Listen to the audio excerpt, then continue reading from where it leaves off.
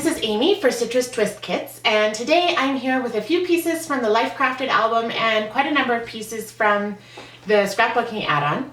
And as many of you know, I do a lot of pocket page spreads. I don't do a lot of big layouts like 12 by 12 layouts or even 9 by 12 layouts. I occasionally do one or two, but most of my scrapbooking is in pocket pages. So when I get a kit like this scrapbooking kit, I want to make it work as hard as possible in my pocket pages. So that's what I'm here to show you today. So the very first thing I will usually do is kind of go through the kit, and I always cut down my 12 by 12 papers right away. So you can see here I've got some 3 by 4 brightly colored 3 by 4 cards that I've cut out of the pages in the kit. I've also taken like the branding strips and I cut them into very small little strips. They kind of look like washi tape strips when you do it this way, but then I have some pieces that I can use as I'm working on my spread. And then I like to grab all of the little embellishments that I think might work. And I like to cut up the backgrounds of the pages that hold the stickers so that these are still on the background, but they're able to move around and I can kind of place them a little bit more carefully. These ones were on a white background, so they're a little bit harder to kind of move around as I plan out my layout here, but they're still a little bit more accessible than on the big sheet. So that's kind of how I like to prepare my supplies. So I've got a couple of categories. I've got my little puffy stickers and chip or foam stickers. And then I've also got some of the pieces from the little quote bubbles that I'm planning on using. And I'm going to put these to the side here too.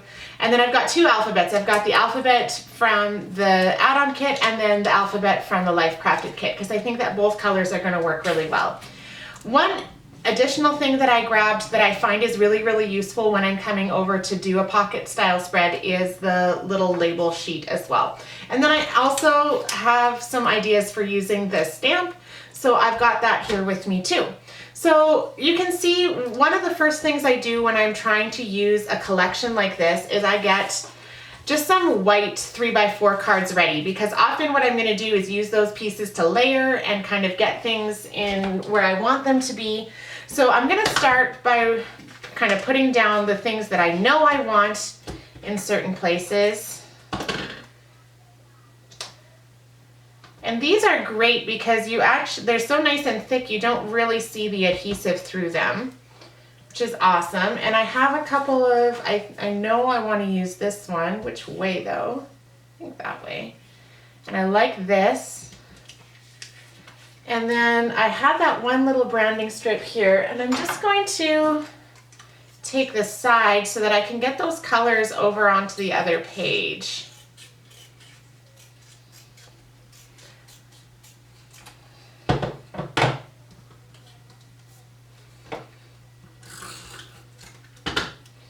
And this is just a really fun piece of paper. I love both sides of this paper.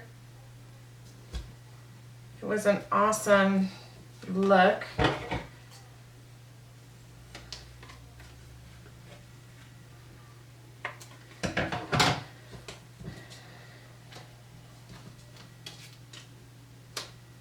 Oh yeah, I love that. That's great. So I look to things like trying to layer up some pieces, getting some spots for journaling. So I'm probably going to come back and write a little bit there.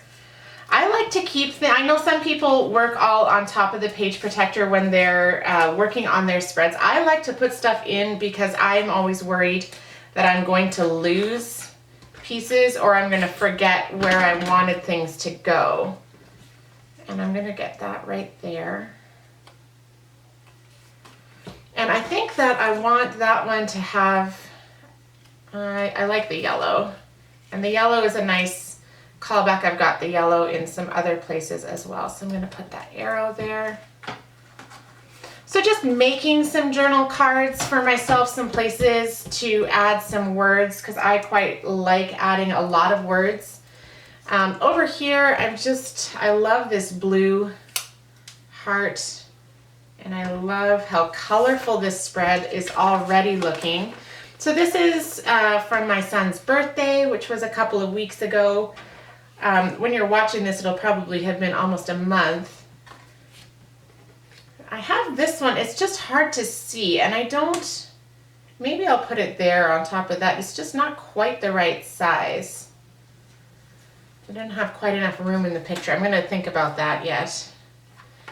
I want to make sure I get a lot of this color into the spread. Oh, do I like that better? No, I think that's good. I like the black and white, but I'm feeling like that's a lot of black and white, so I'm just going to cut it down a bit.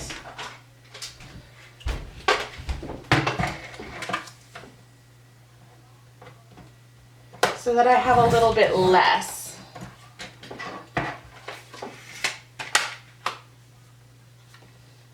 And then here's where I can just place it with one of these white cards. This is why I always have these white cards kind of ready to go.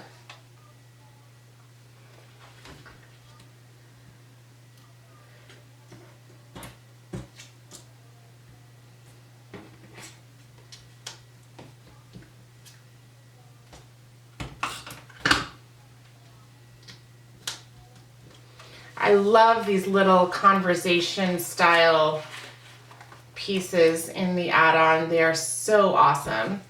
And he got a guitar for his birthday, and he's really enjoying that. And so this is a great sentiment.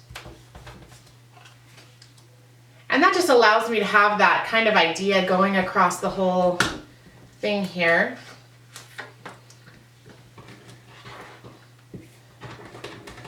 Oh my goodness, they are so hard to pick up off of the table.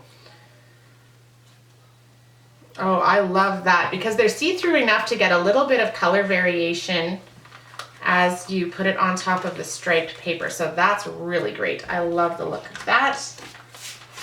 I'm just gonna pop this in on the other side. Okay, so I've got lots of great stuff happening in this spread here. I have a few things that are not going to be super useful, but I love this totally amazing puffy sticker.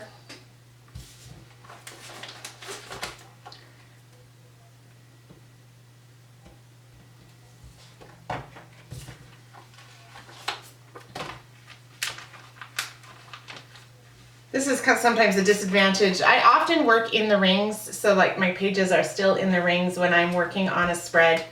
Obviously I'm not today just because I'm trying to have a little bit that you can see. Okay, now what I'm gonna do next, before I put this on, I have an idea with this stamp that I'm wanting to do, and I wanna stamp it on 3 photos. So I'm just gonna grab a piece of paper for underneath because I don't wanna get anything on the rest of my workspace here. So I just have a pigment ink here. I find that I love stamping the best when it comes out and it almost looks like you digitally added it because I'm kind of picky that way. So I have always liked the look of pigment ink the best. Dye ink can sometimes be a little bit streaky for me, for my taste.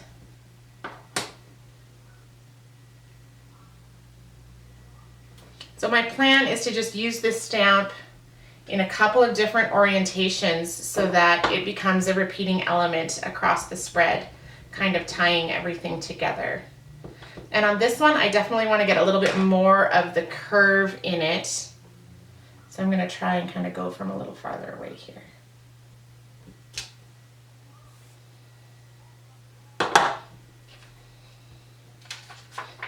All right, so now that I've got that, then I can add my little sentiment.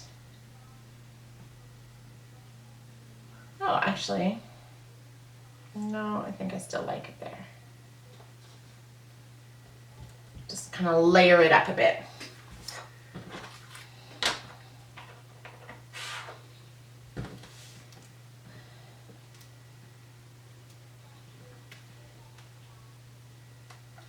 Awesome. Okay, so I really like the look that's going on here. I don't see much need for too much else. I did want to use this one here though on the picture of me and Max.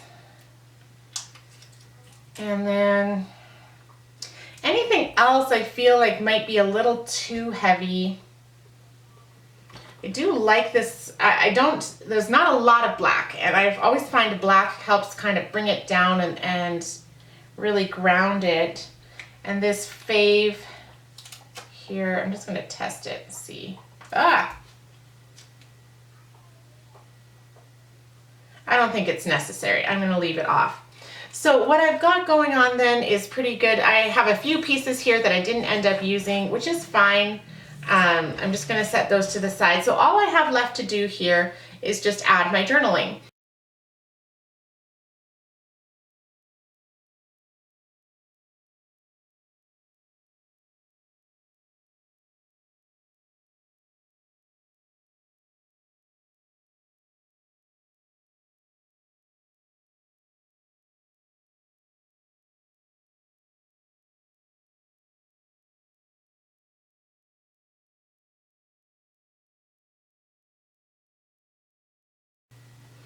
So there you go, a great way to use your scrapbooking supplies on a layout.